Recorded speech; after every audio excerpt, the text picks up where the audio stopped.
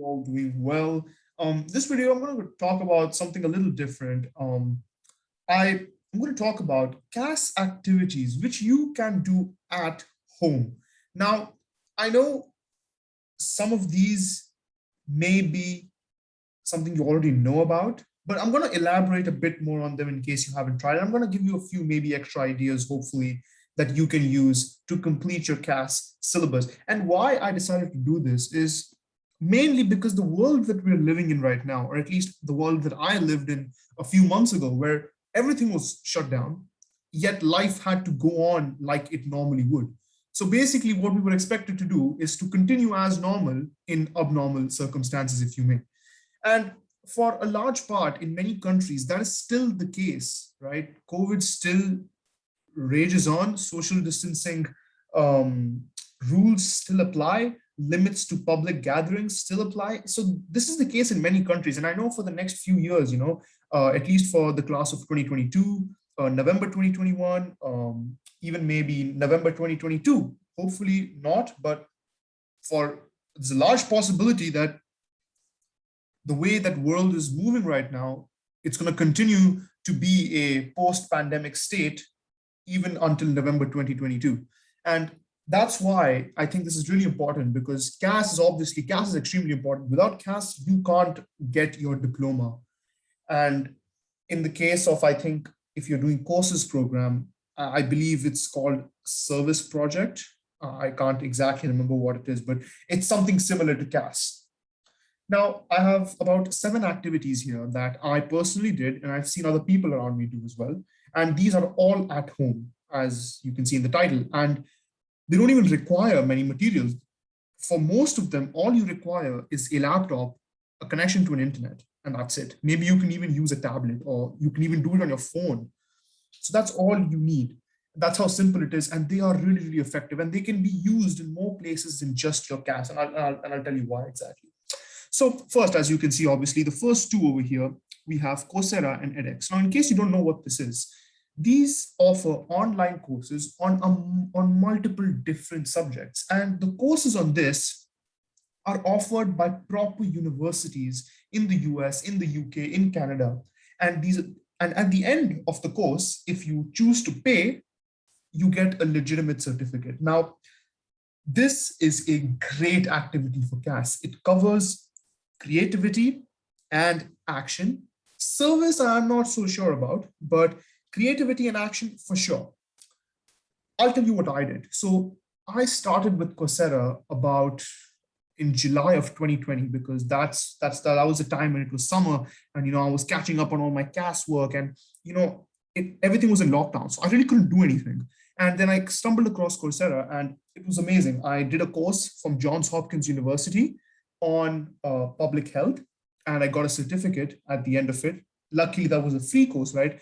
I forgot to mention that not all courses are paid. Some courses, if you are lucky and you find them, you can get a free certificate at the end of it, which is really rare, by the way. I'll just put that out there, but it does happen, right? I got 2 certificates that way. Searched up online, search up free courses on Coursera, and maybe something will show up.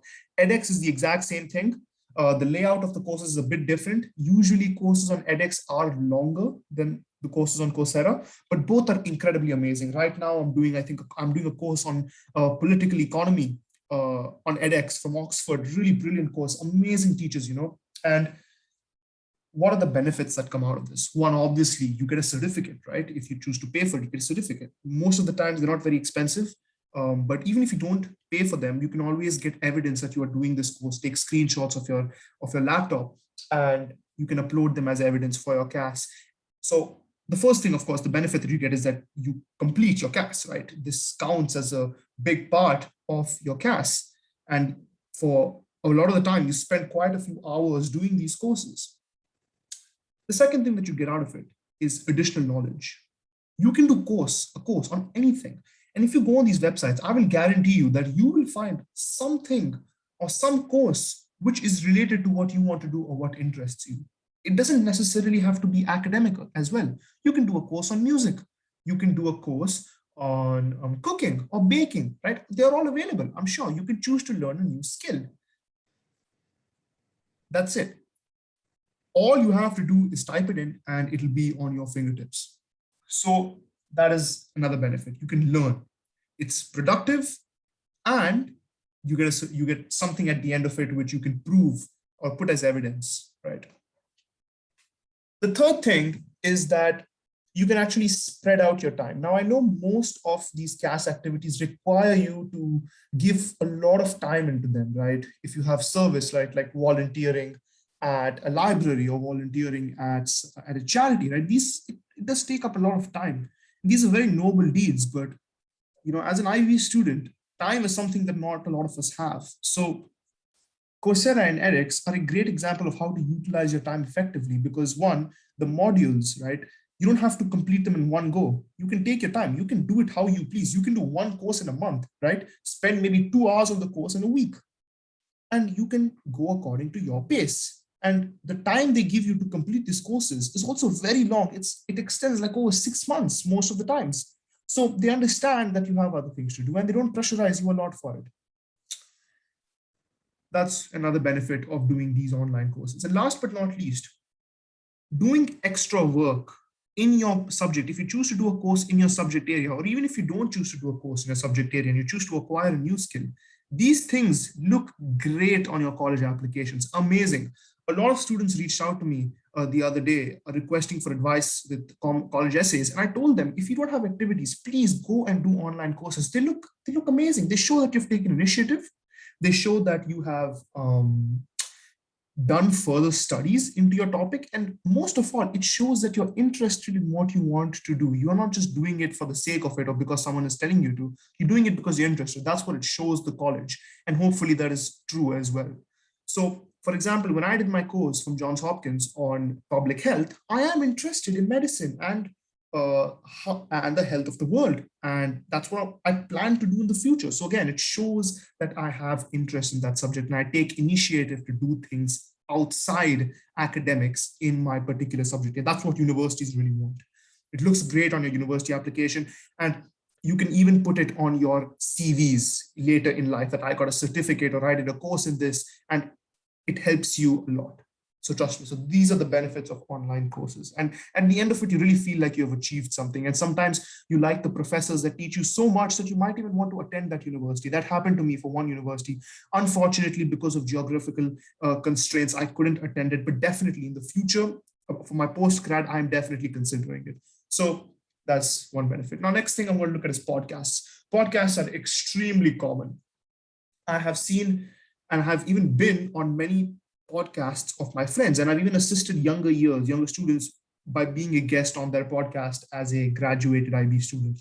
So these are very, very easy to do. You may be thinking, oh, I need a fancy mic, oh, I need to get people and film it. No, don't worry about that. If you want to do that, sure, you can go ahead, but I'm going to teach you an extremely easy way to do a podcast without needing any of that. And it actually is, you just need Zoom. If you have Zoom or Microsoft Teams, you can easily create a podcast. And let me tell you how. So if you team up with someone else, a friend of yours, or maybe two friends, or if you choose to do it alone, you can give your podcast a title. Maybe you can create an Instagram page to get some publicity. And then you can choose what kind of guests you want to invite.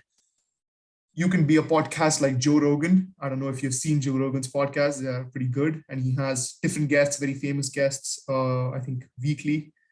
And he talks to them about their life, their subject area, and you can do the same. You can bring teachers in.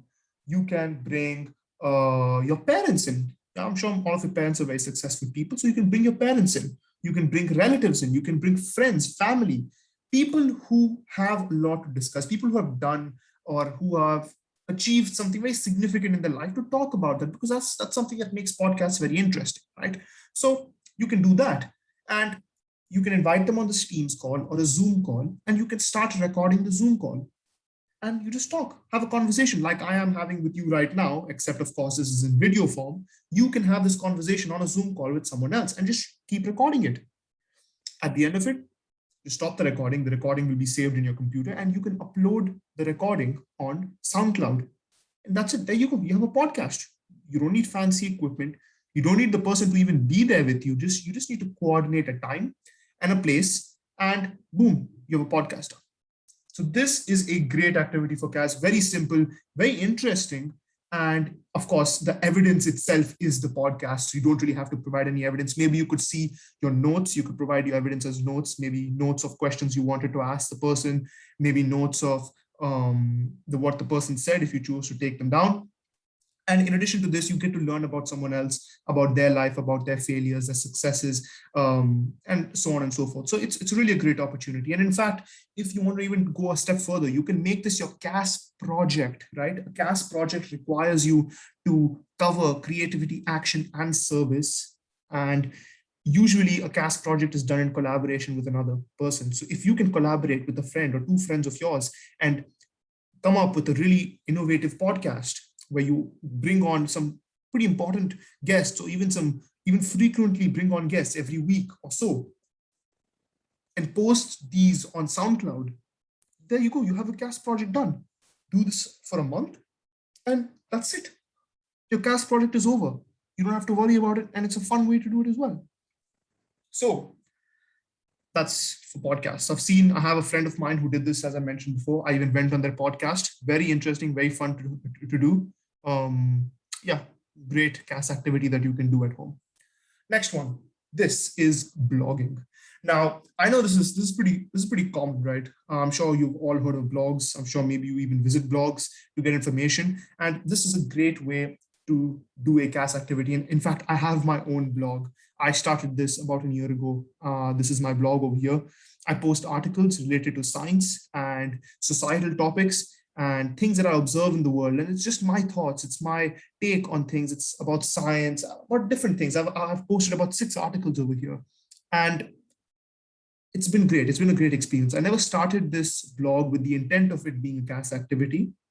But eventually I realized that I could put it down for a CAS activity as well. And I ended up doing that. So that's one more great CAS activity that you can do. In case you're wondering, how do I make a blog? It's going to be hard. No, it really isn't. I know it may seem hard. Even I thought that, but it isn't.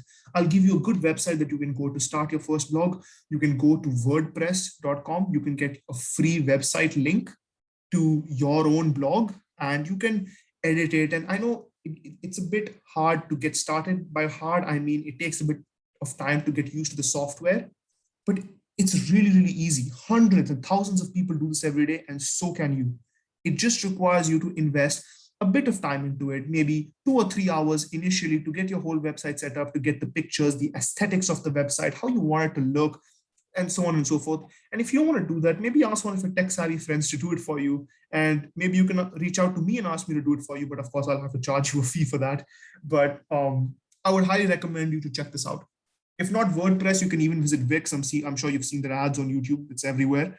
So yeah, you can use Wix to set up a free website. Blog, write about your thoughts, write about a topic, anything, absolutely anything that you want. I like science and I like politics. I like to keep up with the news in the world. So that's what I write about. You could write about something different. You can write about, I don't know, music. You can review music. You can write baking recipes or cooking recipes if that's what you're into. You can write stories about your life. That's all you have to do. And it can count as creativity and maybe even action. So blog's a good way. It's not very time consuming. It's fun. When you're taking a break from your studies, you just want to relax, you can do this. That's what I did. And yeah, overall, very great CAS activity. All you need is a laptop and internet internet access. And when you're writing your blogs, even if you don't have internet access, between you can just write them on the bus. As you go, you can write on your thoughts. Each blog doesn't have to be too long. Most of my blogs were about between 1,000 and 1,700 words. Some were even 700 to 800 words. So don't worry about it. Last but not least, I want to cover something about service. These two over here. So one is obviously GoFundMe. Now, I'm sure I don't have to tell all of you this, but there is no shortage of pain and suffering in this world, especially right now. And there really never has been, to be honest. So it's always there. There's always some way that we can make the world better through our charitable donations, through our initiatives to make the world a better place. And GoFundMe and raising money online is definitely a very great way to do that. We see so many tragedies going on in the world, especially to do with the the coronavirus pandemic, which has ruined so many lives. And I've seen so many of my friends, including myself, we have started GoFundMe's and we have donated to many different charities so that we do our part to really contribute in making the lives of others, the more unfortunate, better. Now, one thing that I have to mention about GoFundMe charity is that make sure that you put initiative into it.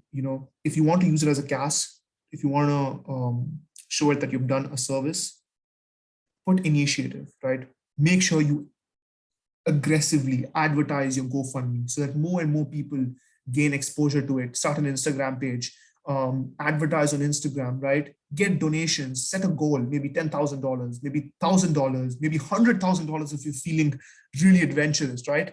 Whatever little bit counts, but make sure you have evidence for it.